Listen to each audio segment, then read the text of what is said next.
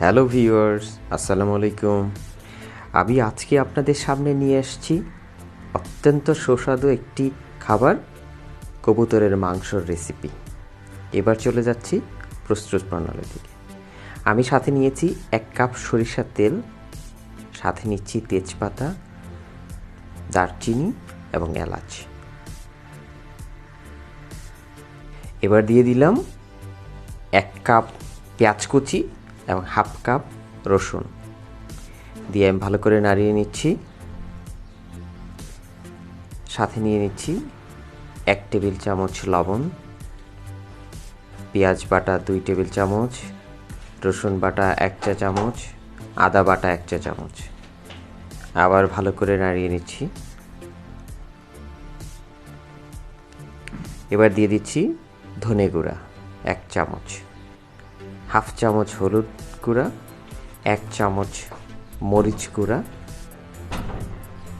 আবারও নাড়িয়ে নিচ্ছি। একটা বিষয় মনে রাখবেন, কবুতর মাংস রান্নায় সরিষার তেল এবং রসুন খুবই ইম্পর্ট্যান্ট ইনগ্রেডিয়েন্টস। এটা ছাড়া সুস্বাদু হবেই না। এবার দুটো কবুতরের মাংস আমি ঢেলে নিচ্ছি। ভালো করে নাড়িয়ে নিচ্ছি যেন অন্যান্য উপাদানগুলো কবুতরের মাংসের ভেতর প্রবেশ করে।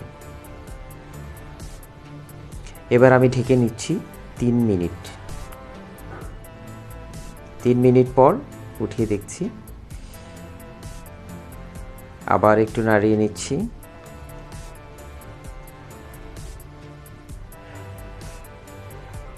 এবার আমি হাফ লিটার পানি ঢেলে নিচ্ছি।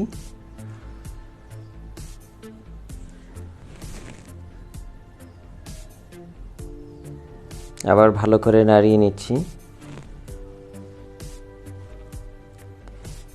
এবার আমি ঠিক 10 মিনিটের জন্য ঢেকে রাখছি।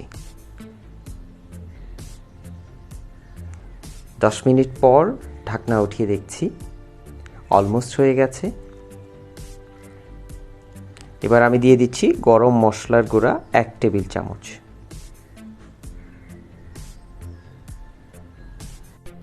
দুটো মরিচ দিয়ে নিয়েছি, তারপর আবার ঢেকে রাখছি 2 থেকে 3 মিনিট। দেন ঢাকনা উঠিয়েছি। এই দেখুন কি চমৎকার একটি রেসিপি তৈরি হয়ে গেল।